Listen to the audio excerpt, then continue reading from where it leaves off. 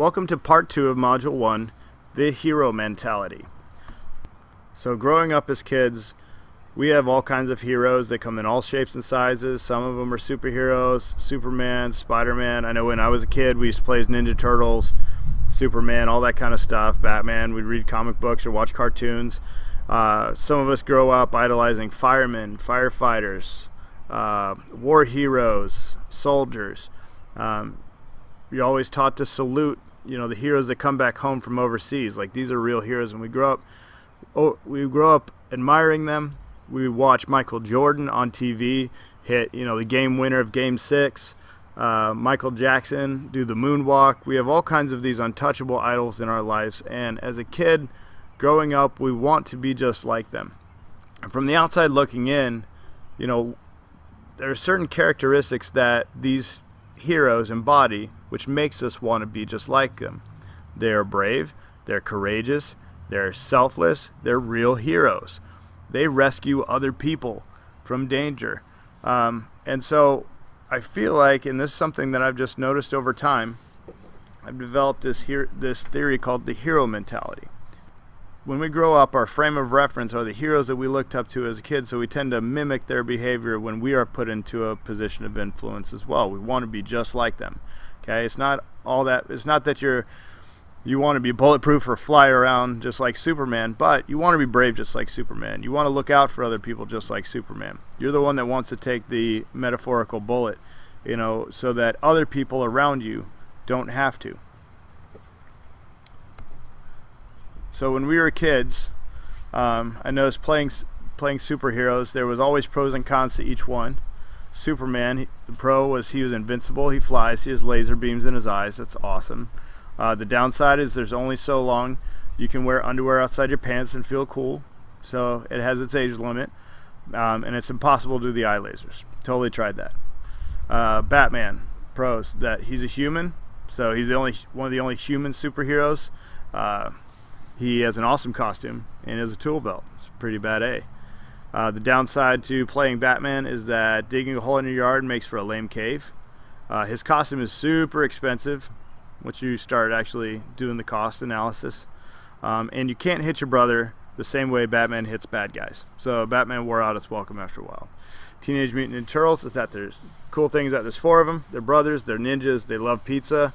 Who doesn't love that? And then the cons that there was only 2 of us, so we couldn't make up 4 full, and then my mom hates fighting. So we lost the whole Ninja Turtle battle after a while. And then Ghostbusters. Me and my brothers moved on to playing Ghostbusters after a while. Is that pros? That there's 4 of them. You can spread the love around, spread the jokes. Bill Murray was a Ghostbuster, and the movies were totally awesome. Cons. In real life, we don't have CGI special effects, so it doesn't look as cool.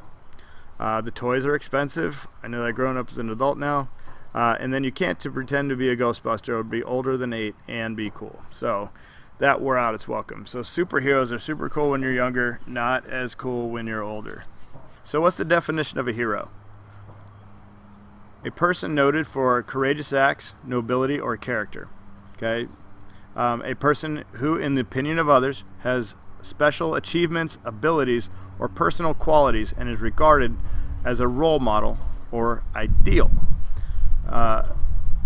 We have more definitions down here. I just grabbed a bunch online just to see if I could get a good variety. And then finally at the bottom, if you look, there's classic mythology definitions, but then at the bottom there's also the hero sandwich, the bread or a roll used into making a hero sandwich. Okay, so just to be clear, I am talking about mainly these top 2 definitions.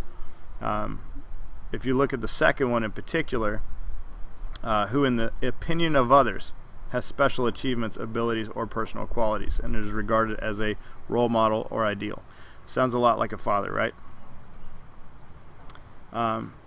My hero mentality defined, at least this is what I've observed over time. I've observed this in myself and in clients, and I'm talking about people who could be even CEO level executives, pastors, strength coaches, anyone in a position of influence, and this includes fathers.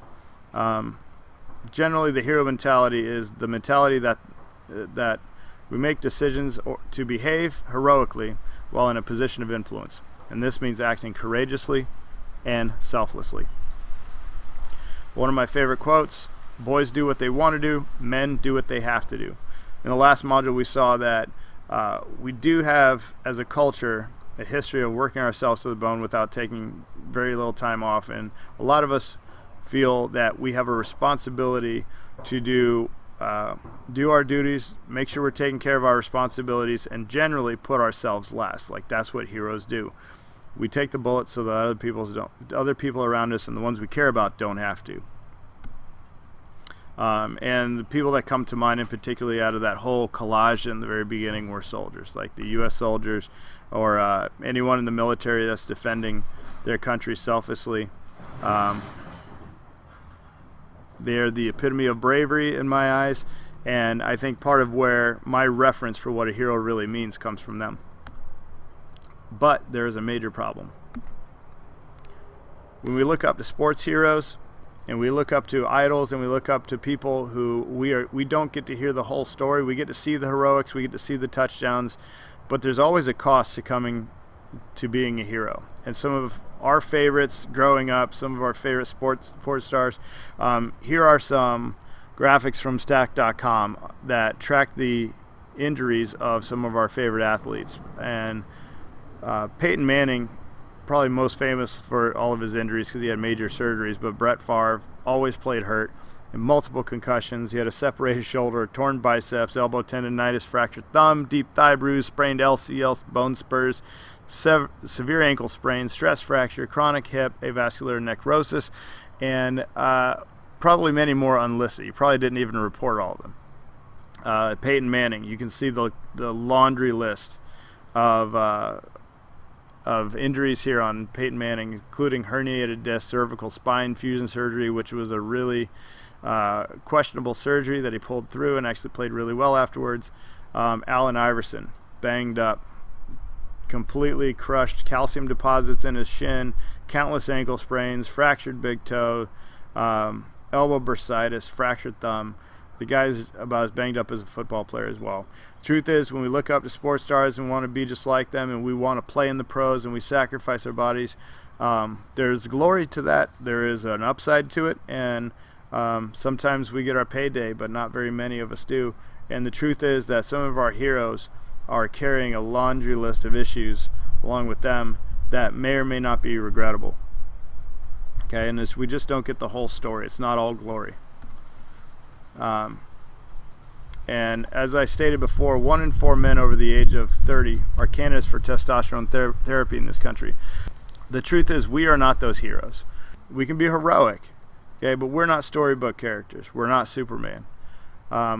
You're not, if you're out there playing flag football, you're not that NFL caliber player that's getting paid billions of dollars to have a full career in the NFL. There are ways for us to be productive. There are ways for us to take care of ourselves so that we can be productive in our jobs and at home. Brett Favre tears his ACL. He has the best rehab specialists available to him. He gets back on the field and continues with the Green Bay Packers. You sprain your ACL, you're out of work. Okay? You're less effective as an adult. If you eat poorly and you have to, and your performance goes down at work, your bonuses go down, you're moody, you don't feel like playing, there are real consequences to overextending yourself and not taking care of stressors and not taking care of your health, aside from the whole exemplification that we mentioned earlier, being an example for your kids. When keeping it real goes wrong, children and adults spend an average of 13.9 hours a day sitting or performing tasks of very low energy. Okay? Our superheroes never did that. We do that. This means that people are spending more time indoors or in a car than in nature. We're not getting enough health inputs. According to Gallup poll, the traditional 40-hour work week exists only in 8% of full-time workers. If you want an example of how we're overextending ourselves, in actuality, the average full-time worker work week has hovered closer to 47% from the years 2001 to 2014, with an 18% climbing above over 60-hour mark. So close to 20% of our full-time workers are over 60 hours per week. Okay, and most of those are in a chair or at a desk or have some kind of technological component to it, to where you're not very mobile and or sedentary. After a decade of health education and movement education and reading more than 1,000 client trials, spending countless nights reading case studies. Believe me, I have. Spent lots of nights reading case studies and clinical trials and trying to put all this information together. And over living 3 decades as a dude, I've developed some very important questions that this course will address. One is, are we acting like the heroes our families really need? Can you change your life? Number 2. And then number 3, most importantly, can you lead by example and improve the chances your kids will become happier, healthier adults? So, as a father, our job as the hero that our family needs is to lead by example, to constantly be a student, and to teach. Go through this course, learn the techniques, apply the techniques, learn them, and be willing to teach them to the next generation. A true hero shows up on time every day and does the right things consistently. That's what a true hero does. How can you do that if you're not doing what it takes to be at your best?